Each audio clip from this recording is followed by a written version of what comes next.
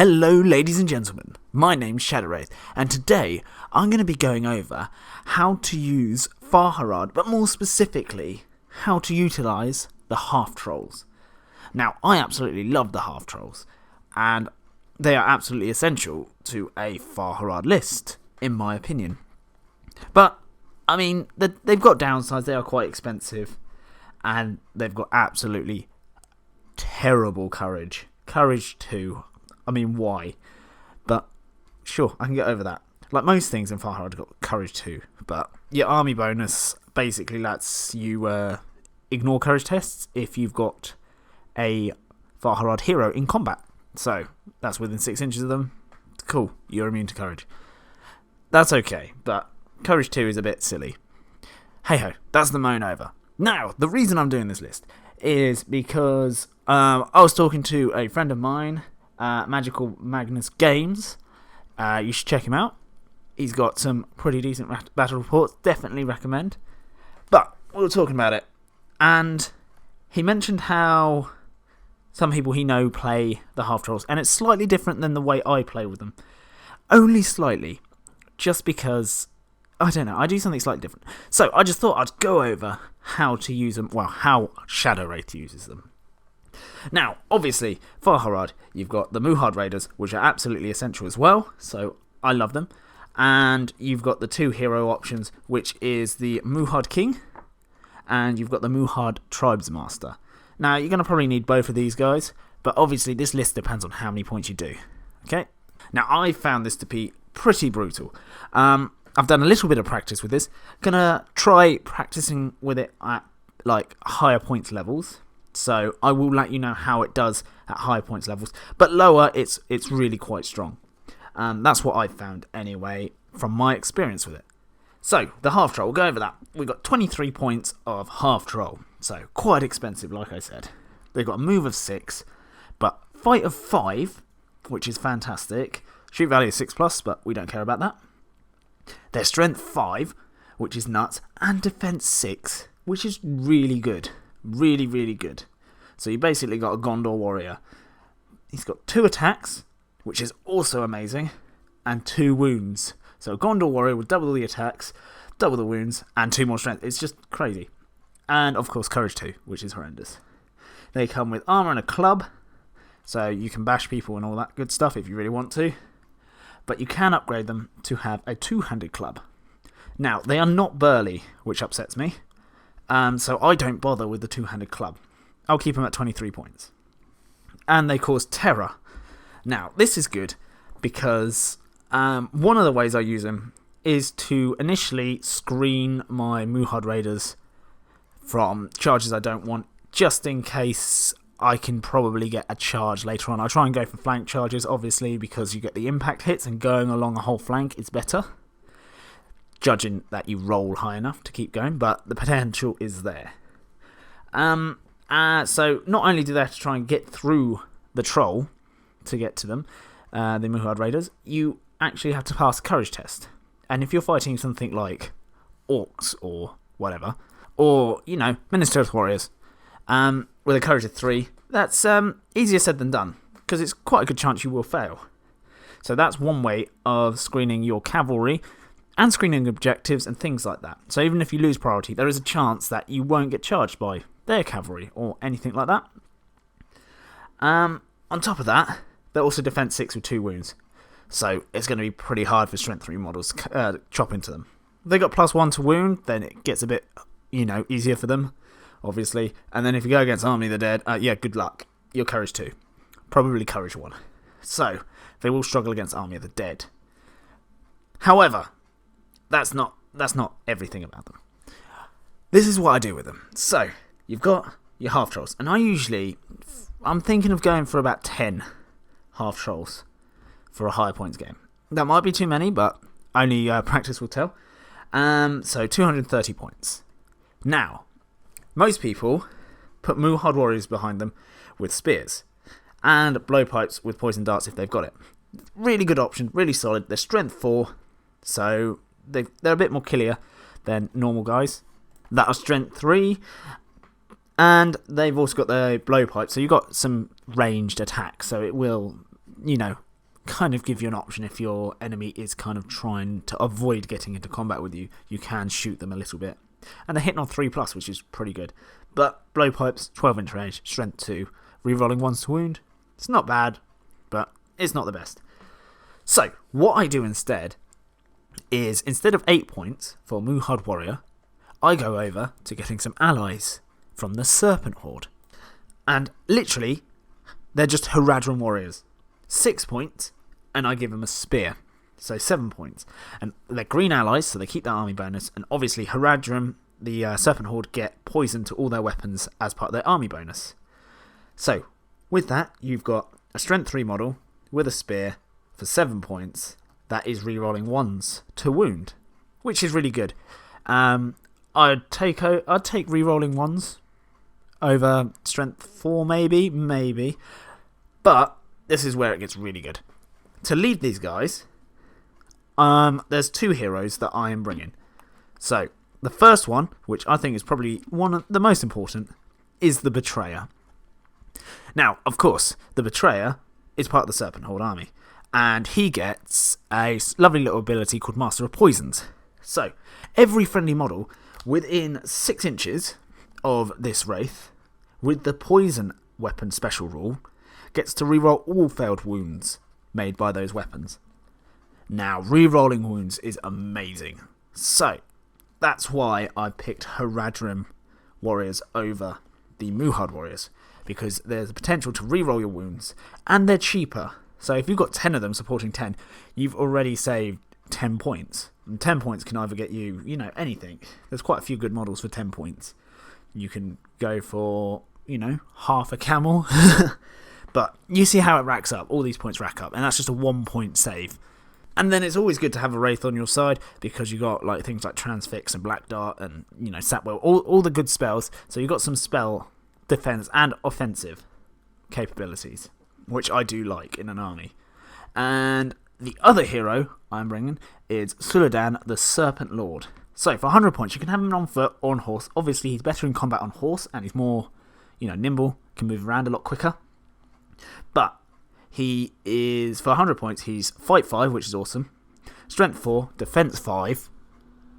3 attacks, which is fantastic. 3 wounds, also fantastic. Courage 5, which is pretty good. And he's got 3 might, which is brilliant, because you need might, because Far Harad doesn't come with that much might. 3 will and 1 fate. And he is a hero of legend, so yeah, cool. I would bring the Betrayer for his Master of Poisons ability, but if you really don't want to, you don't have to. But the reason I'm bringing this guy is because he's got the Serpent Banner, and this banner has a range of 6 inches. Additionally, he doesn't suffer the -1 penalty for his dual rolls whilst carrying it. That is fantastic. Absolutely brilliant. 6-inch banner, yes please. Now my half-trolls and my Haradrim warriors are rerolling a dual roll dice, which is brilliant, because Far Harad don't have access to anything like a 6-inch banner. It's only the 3-inch banner, and that's 25 points. So, yeah, if you think about it, 6 inches, double the banner range, so we'll say 50 points, because 25 points for a 3-inch banner. 50 points. This Serpent Lord is costing you 50 points for 3 might, with Fight 5. Plus he comes with Heroic Resolve, which is okay. Heroic March, always useful. Heroic Strike, which is amazing. You need strike in the army. And then he's got Heroic Challenge, which is obviously the best heroic action. I'm only joking, it's not. And you can upgrade him to have an Armoured Horse for 15 points if you want, or a bow with poison arrows for 5 points. You can do if you've got spare points, why not? And he comes with a poison sword, and he has a standfast, which is 12 inches rather than 6. Plus, he's a hero of legend, so you get that free one at the start when your army breaks. That's awesome. Now, on top of this, you've got the army bonus that allows 50% of your army to be armed with bows. So, we've now got some range potential in the army. And I just stick with the good old Haradrim warriors, because 7 points, if you've got 10 spear guys, you can have 10 bows. Simple as that. If you want to go a bit nuts and go really crazy, you can get Watchers of Karna. They're 9 points, but they got a better, they're better shoot value. 3+ rather than 4+. But, a few more points. So, it's up to you. But that's how I do it. Haradrim Warriors with spears, Haradrim Warriors with bows, so going 50-50 with that. So I would definitely give the Betrayer a horse, because my thinking is, the Betrayer leads the bows into the battle, because at the start of the battle, you're probably going to be shooting more than you are in combat, almost definitely. So you can use a few points of will to let yourself re-roll all wounds with your bow shots, which can be 10. That's what I'm going with, 10 bows, which seems enough. And then, because he's on a horse, he can ride up to your, not shield wall, but your core, your half-troll Haradrim Spearman core, when it gets closer to, you're going to get into a scrap stage of the battle. And he can use his Master of Poisons there. Sul'dan will lead, obviously, the Spearmen and give them the banner buff. And obviously, he's quite good in combat as well. So you want him wherever the combat's going to be, because the banner's not going to help you shooting. Banner's not going to help you with anything to do with the bows, ideally. You want him with the combat. So you stick him with your Spearmen. Then, when you get into combat, you want the Wraith with them and your banner. So, perfect. So you don't need to give Sul'dan a horse if you don't want to. You save yourself 15 points, but you can. I mean, heroes are always better on a horse, and it's an armoured horse, which is really good. So, your choice on that front. But, yeah, so, the list I'm thinking for that is 10 half-trolls. So that is 230 points, with 10 Haradrim Warriors with spears, supporting them, which is obviously 70 points. And, yeah, that takes you to 300 points. That's 300 points in my army spent on my core. You can go nuts with it and make it much bigger if you want to go infantry heavy. But I would definitely invest in getting at least, 4 or 5 of the camels in there, because they're so good. Now, speaking of the raiders, who's going to lead them and who's going to lead the half-trolls? So, it depends how many points you're playing, because, the Muhad King is obviously better. 70 points standard without anything extra. And he's Fight 5, he's Strength 5, Defense 5. Strength 5 is disgusting. 3 attacks, 2 wounds, and Courage 5. And he comes with 2 Might, 2 Will, 1 Fate. He starts off with Armour and a Club. And he has Heroic Strike, which is perfect, and Heroic Strength, which is also great. Now, for 10 points, you give him a War Camel. 100% give him a War Camel. Because 10 points for what a War Camel can do. Absolutely. And you +1 to his attacks. So you knock someone prone, you're doing, 8 attacks to wound them. At Strength 5, mind you. You can give him a Blowpipe for 5 points. Up to you. Take it or leave it. I'm not too sold either way. A Shield, which is definitely worth it. For 5 points, he goes to Defense 6. So bows are now wounding you on 6s rather than 5s. That is if you go against Elven bows or anything like that.